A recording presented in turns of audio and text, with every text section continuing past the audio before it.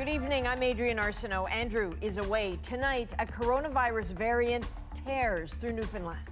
Healthcare workers have been stepping up. We're having people in retirement. We've had injured workers. The signs of strain already showing. Also tonight, the outcry against proposed changes to Canada's law on medical assistance in dying. We need free therapy before we can offer people death as a form of therapy. The crackdown in Myanmar intensifies. We will definitely see the bloodshed and the killing. And the U.S. gets some unusual snow and some historic lows. Who would think it'd be snowing in Texas? Parts of Canada may want to brace for impact. This is The National. If a third wave of COVID-19 hits this country, the conditions helping it along are in front of us now. Slower than desired vaccinations, loosened restrictions, and aggressive COVID-19 variants now in all 10 provinces. Some 500 to 1,000 of those variant cases reported so far, and 4 provinces with community spread of at least one of the variants. And tonight, Newfoundland shows just how quickly things can go badly. As Chris O'Neill-Yates shows us, there is a COVID-19 crisis in all of its public health regions. A rush is on for testing. The public health laboratory is running at full capacity, and we are processing record numbers of tests a day. The outbreak of the variant that first emerged in the UK has everyone on edge, especially now that it's spread to every region of Newfoundland, though not yet to Labrador. Our members are stressed. People are fearful too. More than 500 healthcare workers across the province are in isolation, and so We're depending on retirees to come back and help out with the swabbing clinics, with the vaccinations, and we're also depending on some of our members who are working full-time and volunteering on top of that. today the first person was hospitalized because of the variant, but room is being made for more. Healthcare workers have been stepping up. We're having people in retirement. We've had injured workers actually reach out and say, if you need me to do something, let me know. All of that on the first day back to virtual learning for all students since last spring. We fully anticipate that there may be some bumps in the road in the early days of this transition. Parents expect bumps too as they readjust. She did this, she did that. James Can works and Julie White studies at home. Now their 10 and 12-year-old daughters have joined them. It's really about managing the time and making sure we take care of ourselves so that we're not getting angry with each other. I find that that's probably going to be the hardest part. Fitzgerald expects more cases for weeks to come, even though this province had the strictest border closure in the country. This variant of this virus still managed to get in here, and it still managed to find this place and to spread very efficiently. A 50-fold increase from 6 to 298 cases in just over a week. Chris O'Neill-Yates, CBC News, St. John's. Now, if the variant concern in Newfoundland is region-wide, in Ontario tonight the worry is focused on a concentrated new cluster. Officials are scrambling to contain an outbreak inside a densely populated Mississauga condo building. Matt Galloway was there. Floor by floor, COVID testing continues at this Mississauga condo. I'm very concerned. I have a little baby. Now she's preparing to get the test after health officials linked 5 cases of the virus variant first found in South Africa to her building. The cases involved do not appear to know each other, have not appeared to have significant close contact. This region had its first case of this virus variant earlier this month. That is now linked to this cluster. As for what's causing the spread of the virus in the condo, we're thinking at this point in time, just the idea that people may have shared an elevator together, or they may have passed each other in the corridor. He says the ventilation system was looked at, but they're focusing on those other common areas. Risk factor. This expert says in some buildings, airflow may be a factor. Air flows, between different units. It also flows through something like the hallways. The issue is perhaps that air could contain droplets or particles that have the virus in them. There's no evidence of that here right now, but variants of the virus have popped up in every province. The evidence suggests the one first found in the UK is more transmissible and possibly more deadly. The escape of these variants in a very broad way into the general population would be something of concern. At the condo in Mississauga, this resident is keeping calm and carrying on. All you can do is, like I say, wear your mask, social distance, and hope that it's a mild case, that they're mild cases. The building's management says public health already determined it has extreme safety measures in place, but it is always open to more. Meanwhile, COVID testing on site continues into the night. Magda Gebrselassie, CBC News, Mississauga, Ontario. The owner of an Alberta meat processing plant says it will temporarily close it amidst a rapidly growing COVID-19 outbreak. This move comes after the death of a 35-year-old was linked to the surging outbreak at the Olymel plant in Red Deer. So far, 326 cases have been linked to that plant.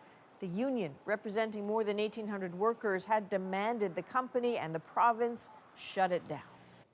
On the vaccine front, there are new recommendations on who should be prioritized in the second stage of vaccinations. Canada's National Advisory Committee on Immunization says this should include adults from racialized communities who've been disproportionately affected by the pandemic. The second stage is expected to start this spring, should also cover those who are between 60 and 69 years old. And starting today, all non-essential travelers entering the country across a land border will need to provide a negative COVID test or risk a hefty fine. Starting next week, those crossing that way will get tested upon arrival. The Canadian Armed Forces will help set up screening centers. And right now, 150 million Americans are under a weather alert. A huge winter storm is bringing freezing cold temperatures to U.S. states as far south as Texas. Just look at how big this weather system is, stretching across dozens of states and tracking into Canada, with snow and freezing rain causing traffic pileups in places not used to that across southern states from Oklahoma to Kentucky. Susan Ormiston takes us through it. A heart-stopping scene on an ice-covered highway.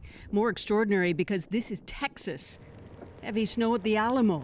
The entire state under a federal emergency tonight. Who would think it'd be snowing in Texas, where you wake up in the morning and see nothing but snow, and it's so cold? Galveston, on the Gulf Coast, more used to hurricanes, could see worse damage from ice. Over 3 million Texans without power in the path of the worst winter storm in 3 decades. Water was gone at 8:30, power was off. We're all obviously one of millions in the same boat as everybody in Houston, and it's cold. Storms are causing perilous conditions for 150 million people across 38 states. We at Emergency Management are asking our citizens, wherever you are currently, please do not move from that spot until at least Tuesday. This is Tennessee, near Nashville. Just sliding away on black ice. Arkansas woke up to whiteouts. The frigid weather sweeping down from the North Pole via Siberia. Cold air colliding with warmer, wetter air, causing this multi-vehicle crash in Oklahoma. In Oregon, ice snapped trees. Seattle got so much snow it piled up on the observation deck at the Space Needle. What we have on the inside observation deck, since it's open air, we actually have to shovel that and hand bring it down through our elevators. A second storm system is now bearing down midweek from Florida right up to Connecticut. Monday, Tuesday, Thursday, Friday, it could be a disaster. Everything's going to be a sheet of ice. My customers aren't going to be happy with me because I can't get salt to provide for them. These images, familiar to Canadians, but a bitter shock to millions of Americans. A mass vaccine site in Texas deserted, and worse weather coming, says Houston's mayor. Tonight will be more treacherous than last night. In the morning will be colder than this morning. But as we know, winter has its charms. And on this President's Day, Southerners are finding that out. Susan Ormiston, CBC News, Washington. Following the acquittal of former President Donald Trump by the Senate, U.S. lawmakers say they will create an independent commission to investigate the January 6th attacks on the Capitol. USA!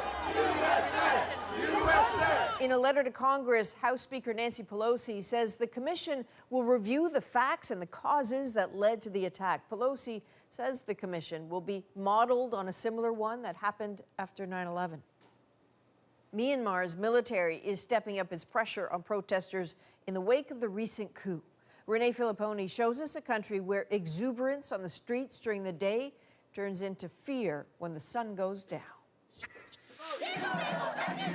The youthful energy of this exuberant crowd nearly disguises the threat they face for being here, protesting the military coup in Myanmar. This group of musicians have banded together to share a message of defiance. 28-year-old digital marketer Nini Nai believes the dictatorship will destroy his dreams. We have a future. We are young. We have a future. We have a dream. Many are too young to know firsthand the violent crackdowns on past democratic uprising. But Puden Dao Zhou understands the risk. I'm stressed and not eating, she says, and explains she can't sleep after watching videos of people getting arrested at night. It's under the cover of darkness the military stepped up its enforcement in Kachin State. Dozens of rounds are heard, but it's unclear if it's live ammo or rubber bullets. The military is shutting down the internet at night, and this human rights researcher says that's when things are most dangerous. In the daytime, we can document and record every action of whatever they committed. But at night, without light, hard to do a photo shot and video recording. That's why they are doing more crazy and aggressive arrests in during the nighttime. But there was also an increased show of force during the day. Video on social media shows protesters running away from military forces in Mandalay, where there were reports of injuries today. And tanks are now rolling through major cities. The coup leader says they're trying to proceed softly, but effective action will be taken against those harming the country. That is just the beginning, but later we will definitely see the bloodshed and the killing. That's why right now international community have a great potential to prevent such atrocity. With military vehicles back on the streets of Yangon for a second night and another internet blackout, tensions are rising. Renee Filipponi, CBC News, London. Today, at least 57 countries joined a Canadian initiative to try to stop governments from arbitrarily detaining foreign citizens for political purposes. What we're doing with this initial declaration is trying to put pressure on countries that do it and to tell them that this is totally unacceptable. The group may eventually push for sanctions against offending countries. It took a year of quiet diplomacy just to arrange this declaration. And countries taking part didn't name names. But a human rights group did mention the two Canadians held in China for nearly 800 days, Michael Spavor and Michael Kovrig. In response, China's embassy called Canada's arrest of Huawei executive Meng Wanzhou entirely political. A deadline fast approaches for the government to update the law on medical assistance in dying. A Quebec court decision forced the Liberals to loosen restrictions. But then the Senate amended the bill to loosen restrictions even further. Olivia Stefanovich looks at what it could mean for people with mental health challenges. For me and for my husband, it meant relief from suffering. For Barbara Garlock, accessing medically assisted dying was an act of love on her part and her late husband's. I have never regretted that was the decision that was made. Garlock says her husband Gail's quality of life was deteriorating due to dementia, and they were forced to look for new doctors to consent to the request after being turned down by another who didn't believe Gail met the criteria. I believe the issue of MAID is profoundly personal. Now the Senate is proposing to let people make their request before dementia takes away their ability to consent. As someone with a history of dementia in my family, I seek the peace of mind that an advance request and consent to it will provide. Another Senate amendment affects the proposed ban on assisted dying for people suffering solely from mental illness. The ban would only last 18 months. We need free therapy before we can offer people death as a form of therapy.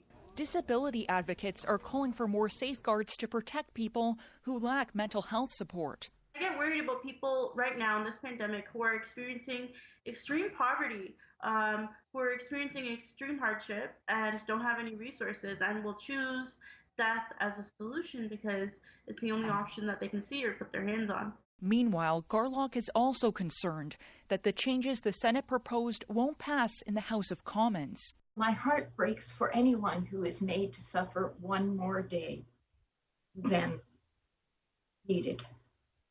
So, Olivia, the Senate debate ends tomorrow. The bill then goes back to MPs, and then what? Adrian, the government will only have about 10 days to pass this bill into law. The court-imposed deadline is February 26th. Opposition parties have expressed doubts about those Senate changes, and the government says it's waiting to see the whole revised bill. A decision could come as early as Thursday after cabinet meets. Adrian? All right, we'll be watching. Olivia Stefanovic, thanks for this. A Quebec coroner will rule tomorrow on a motion by the owners of a Montreal long-term care facility to delay an inquiry into Quebec care homes. But a lawyer for families of several people who died at the facility say it is in the public interest to move ahead sooner rather than later. So it is an extremely important step of a process in coming to answer questions regarding what I would call a national tragedy that happened there.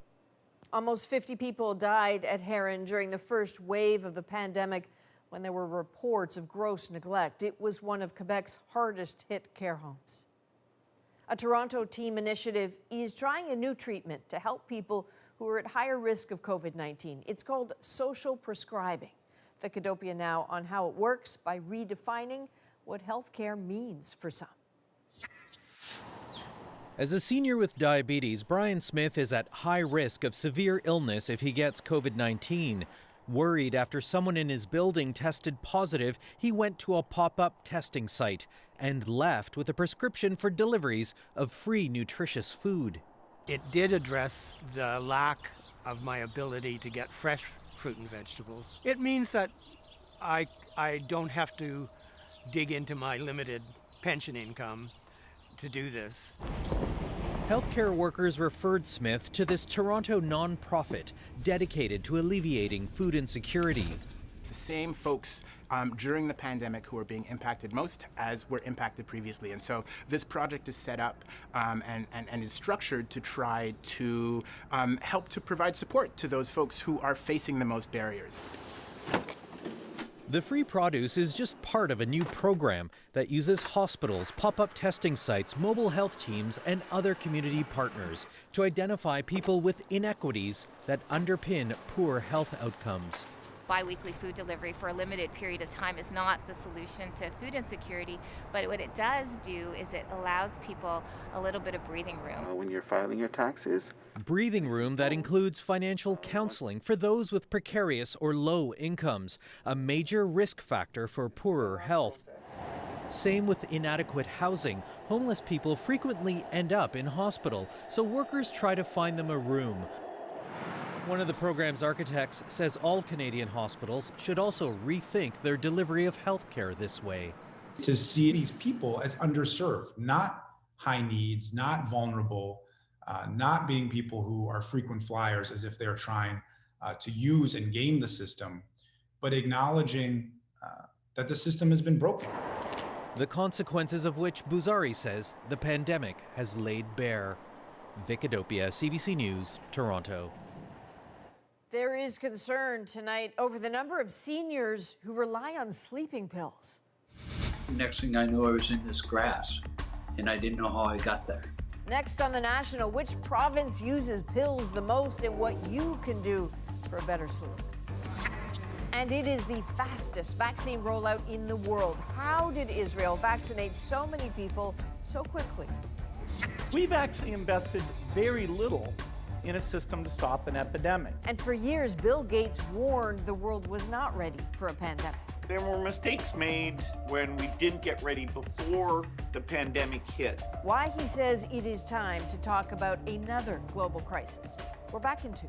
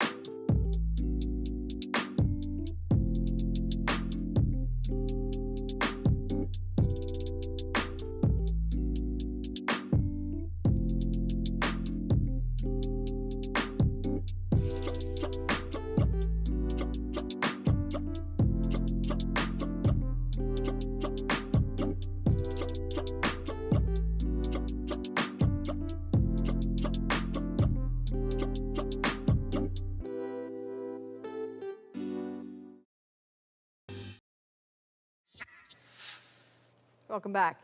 It seems a lot of seniors in New Brunswick are trying hard to avoid tossing and turning at night. A new study shows they're using sleeping pills far more than people in other parts of Canada. And as Kayla Hounsel reports, the study recommends giving those prescriptions a rest. Ken Gallant has much more energy these days. A couple of years ago, he was diagnosed with anxiety and depression. My sleep was real bad. A good night's sleep for me at that time was probably about 3 hours. He was prescribed medication for sleeping and anxiety, but he says there were side effects, like driving on a busy St. John street when everything went blurry.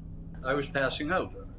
All of a sudden I looked at the traffic light and it was zooming in and out in my eyes.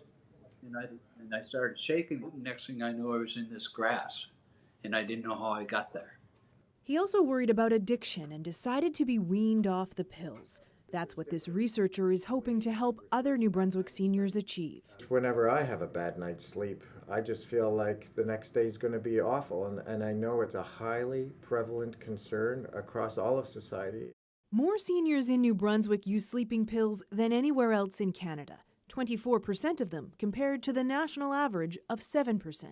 It's not clear why, but Gardner has launched a study sending information to seniors in the province to see if they will choose a cognitive behavior therapy instead of sleeping pills. It's really a suite of strategies that you can learn over usually a 6-week period where you can get a better relationship with your bed and sleep again.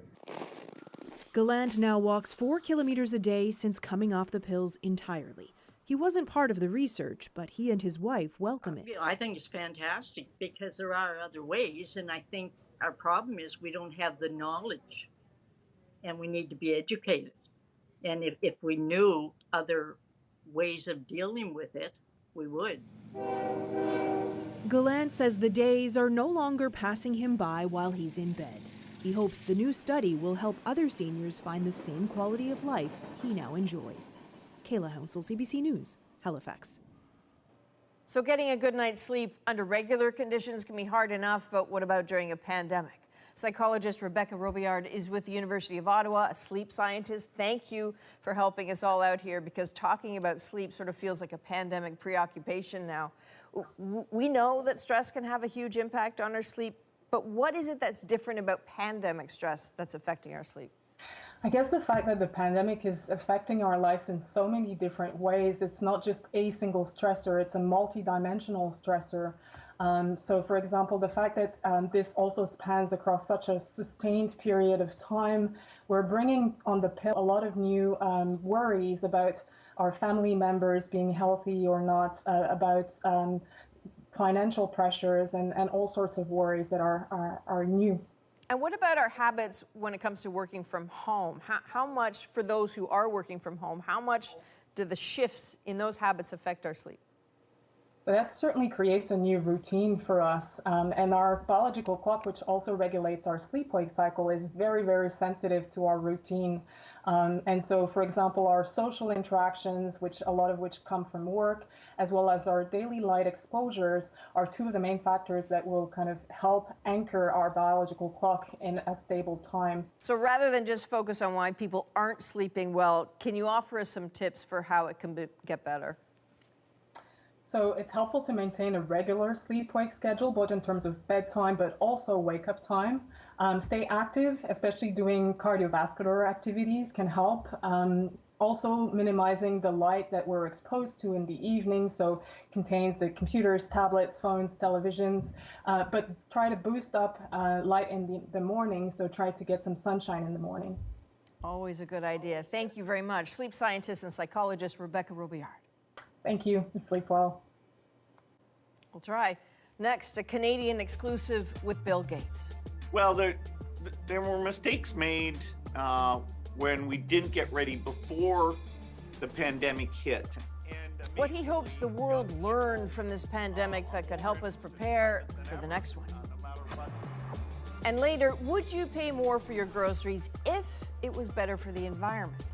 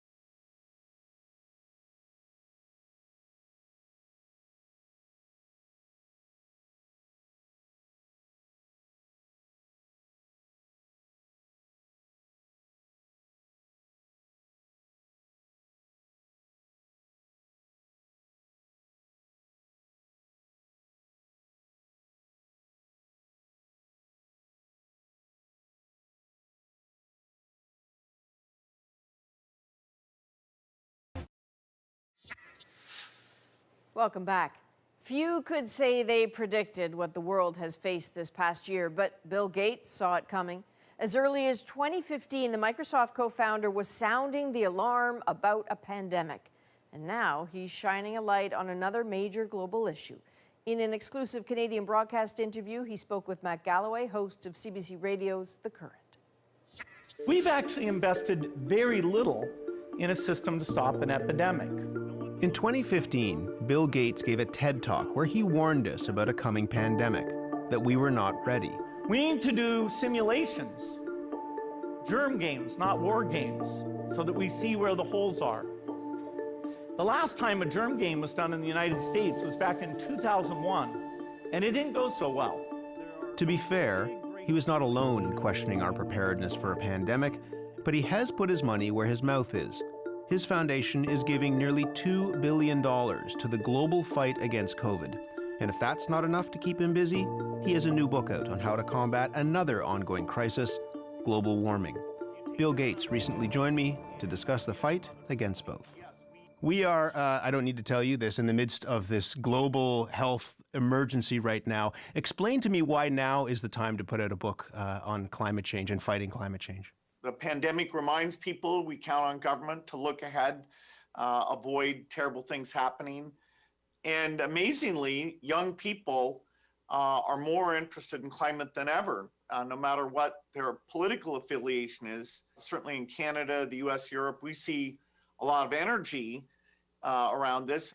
And so my book is about what kind of plan would make that come true. You describe the problem of climate change with two numbers, 51 billion and 0. Explain the importance of those two numbers. Yeah, 51 billion is the tons of CO2 equivalents that we're putting into the atmosphere every year. And that, different countries have different parts of that, different areas like manufacturing, electricity, transport, agriculture are all part of that. 0 is where you have to get to in order that the temperature stops rising with all the negative effects that causes. And so it's very daunting. If it was only a 30% reduction or something like that, it would be dramatically easier.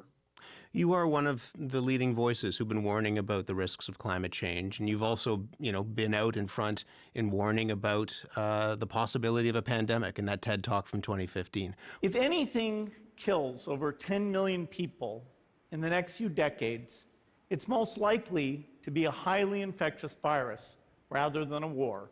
We're almost a year into this pandemic, and I think about a quotation from Dr. Mike Ryan at the World Health Organization. He made it about a year ago, and he was talking about how to tackle a pandemic. He said, you have to be fast, you have to have no regrets, the virus will always get you if you don't move quickly. What was the cost of us not taking that advice, do you think?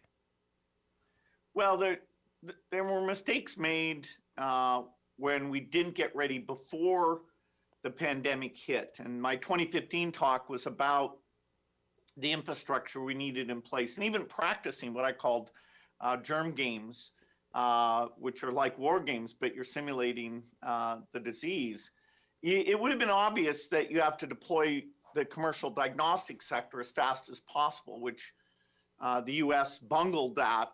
We'll be doing postmortems, and we have to get this pandemic done, and we have to invest so that the next time a pandemic comes, we'll get on top of it, and the number of cases can be kept very small. What do you hope we've learned from this pandemic that would help us when the next one comes? Because to your point, it's not an if, it's a when.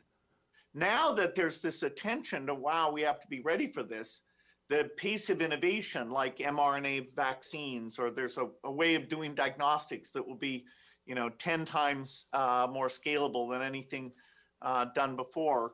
The amount of innovation, which countries, because they've lost trillions, are now willing to fund the small number of billions needed, we're going to make great progress in global health. And that will help us not just be ready for the next pandemic, it'll help us with polio eradication, malaria, measles, all that area that causes so many deaths, mostly in poor countries. And you have been a supporter of COVAX, the program that is meant in large part to help low and middle income countries access doses of the vaccines.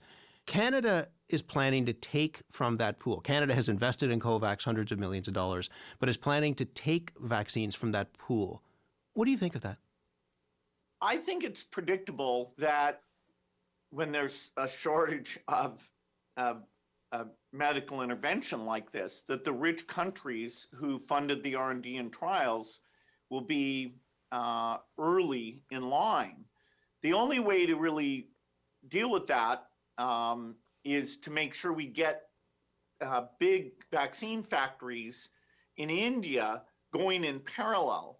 You know, if the U.S. is going to keep the U.S. vaccines by and large, and you know, likewise Europe, you know, has responded with a little bit of export restriction when you know the AstraZeneca forecast went down. Fortunately for the world, the biggest vaccine factories are in India.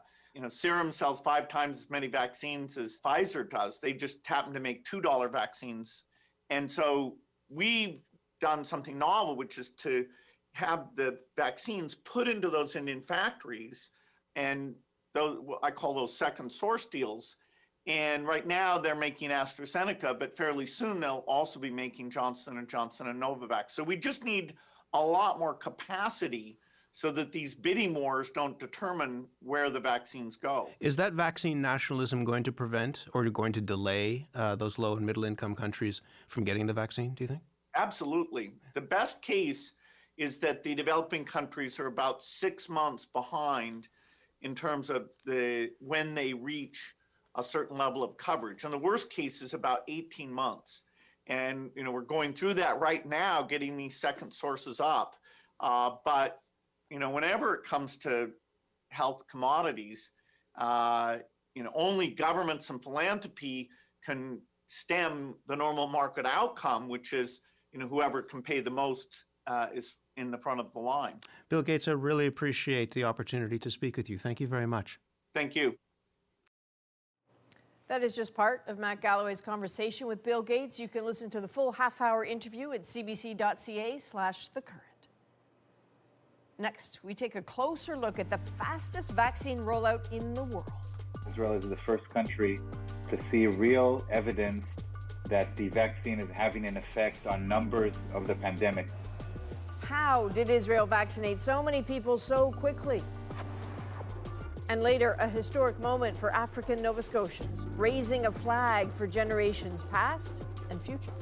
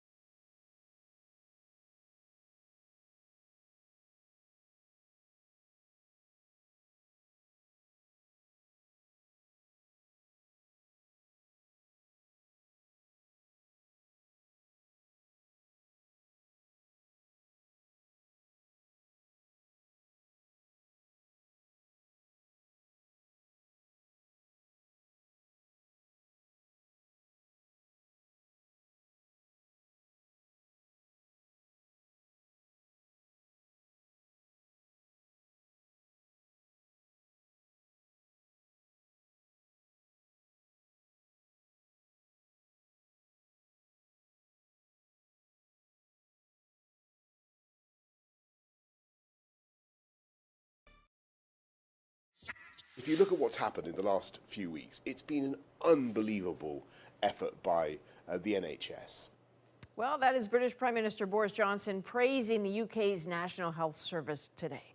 The country has now given at least one dose of vaccine to 15 million people. Those shots have gone to vulnerable people, including healthcare workers and those over the age of 70. The rollout is now being extended to those over 65, and it aims to give a first shot to everyone over 50 by the end of April. Developing countries hoping to get vaccines got a bit of a boost today. The World Health Organization approved the AstraZeneca shot for emergency use. That will clear the way for hundreds of millions of doses through the COVAX program. The global cooperative plans to start rolling out the vaccine to low and middle income countries by the end of the month. And a new study suggests Pfizer's vaccine may be as effective in the real world as it was in clinical trials. The study, involving 600,000 people in Israel, reported a 94% drop in symptomatic COVID-19 infections in those who received 2 doses. That's pretty similar to the results from Pfizer's clinical trials. The study's authors say the findings are preliminary. They have not yet been peer-reviewed. Israel has definitely been rolling out its vaccine program quickly. It is leaps and bounds ahead of most countries, certainly is ahead of Canada. Margaret Evans looks at how it's done it and the challenges that have come with it. Emerging from the shadows cast by COVID-19. That's the hope, at least, in Israel. The trajectory of the virus slowed, if not defeated, by the fastest vaccination rollout in the world. So fast, Israel is already offering them to anyone aged 16 and over, including Noya Rosenfeld. I really wanted to because I miss spending time with my grandparents and my great-grandmother, and it was important for me to go back to life.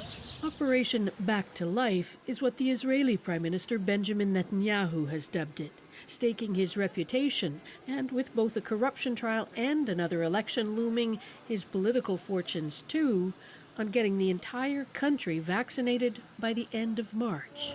Bye, Corona. Bye, Corona. Netanyahu takes personal credit for a deal with Pfizer, the pharmaceutical company promising Israel a fast and steady supply of vaccines for an undisclosed fee and the promise of medical data on patients receiving them. Israel is the first country to see real evidence that the vaccine is having an effect on numbers of the pandemic. Scientist Aaron Segal says Israel is in a unique position to provide Pfizer with a database that could offer insights into the potential for a country to reach herd immunity. It already has a highly digitized public healthcare system and is small enough to remove some of the logistical challenges of a swift rollout. But it's not all smooth sailing. Infections are still stubbornly high in some quarters, thanks in part to the faster spreading variant first identified in the United Kingdom. If it weren't for the vaccines, we would have seen a significant increase in hospitalizations and cases among the older age group. Authorities have also struggled to enforce lockdown measures in the ultra-Orthodox community in particular. This was the funeral of a prominent rabbi in January. Vaccine uptake is also lagging in the ultra-Orthodox community and amongst Arab or Palestinian Israelis and young Israelis in general. Risk perception among the young people, the risk is low for them. So this is why they don't think that they should get the vaccine. Itamar Grotto says public health officials are looking at incentives to encourage people to get the vaccine. More freedoms during lockdown, for example, for those inoculated.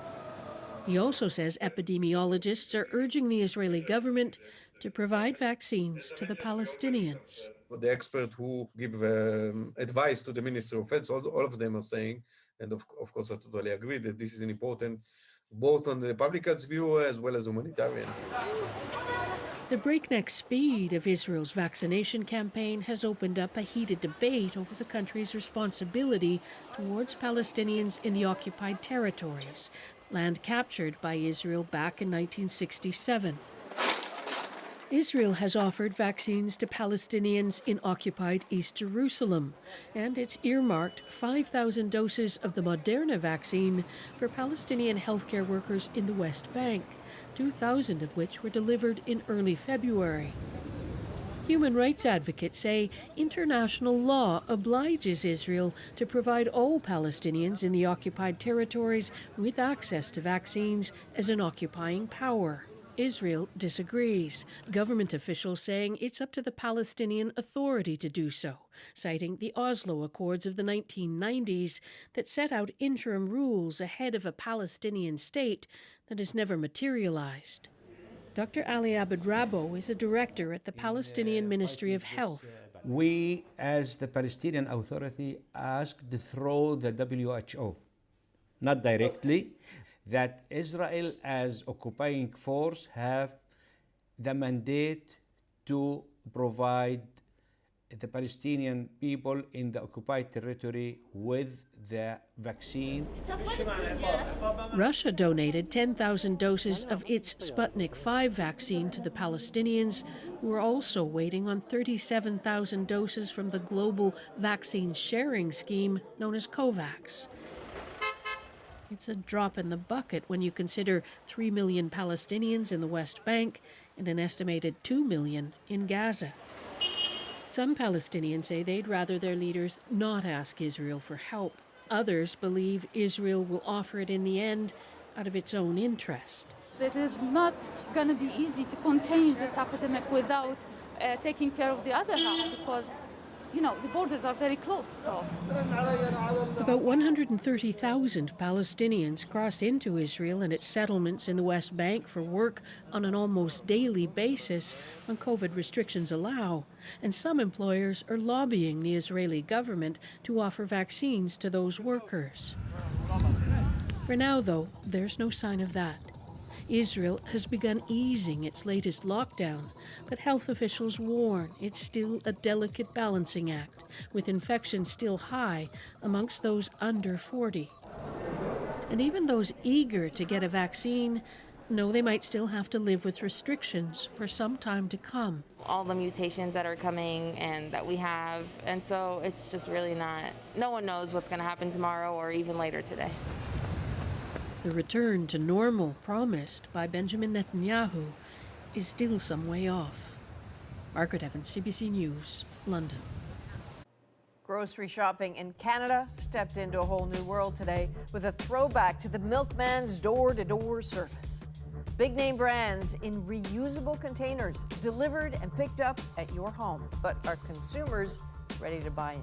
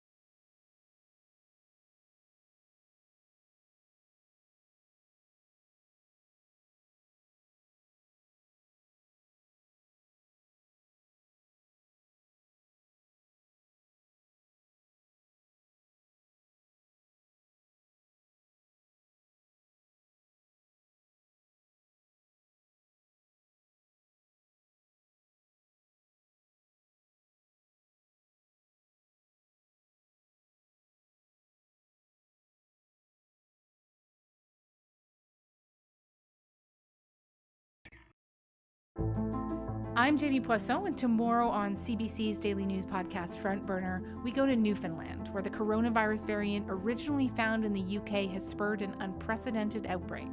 Subscribe wherever you get your podcasts.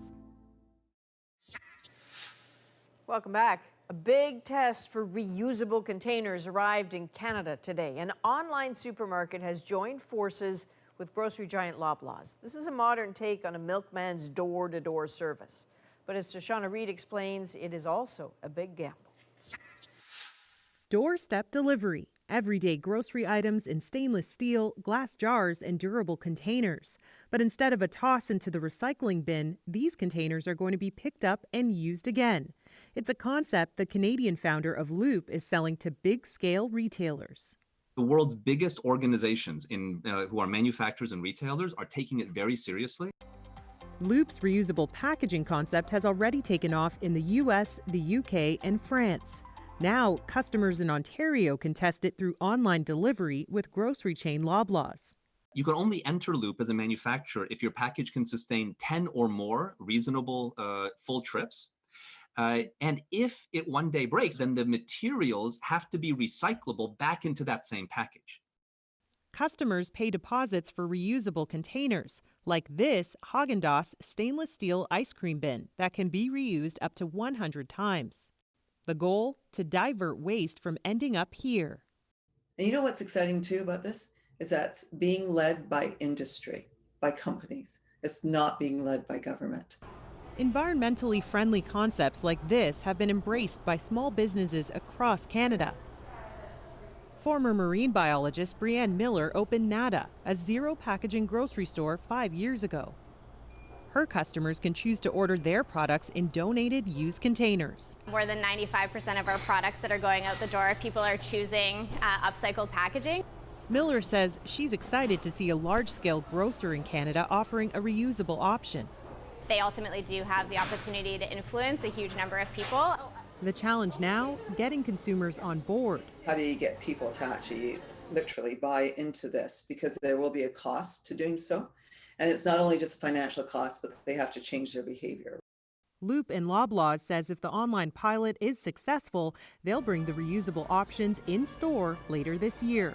Shoshana Reid, CBC News, Toronto. Next on The National, a flag raising on a Nova Scotia Heritage Day. What this flag means from the artist who designed it. Next in our moment.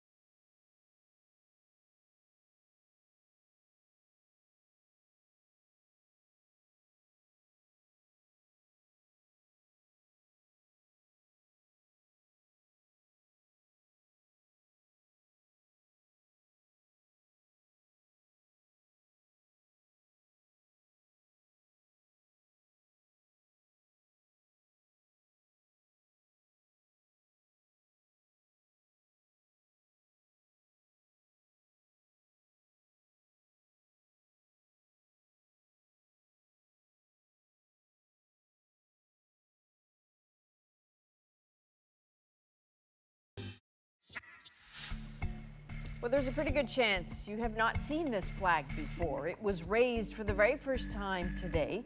It is the official African Nova Scotian flag, and the artist, Wendy Wilson, has been working on the design for a decade. Her years of hard work paid off. The story behind the flag and the flag's moment is our moment tonight. Today was the official flag raising for the African Nova Scotian flag.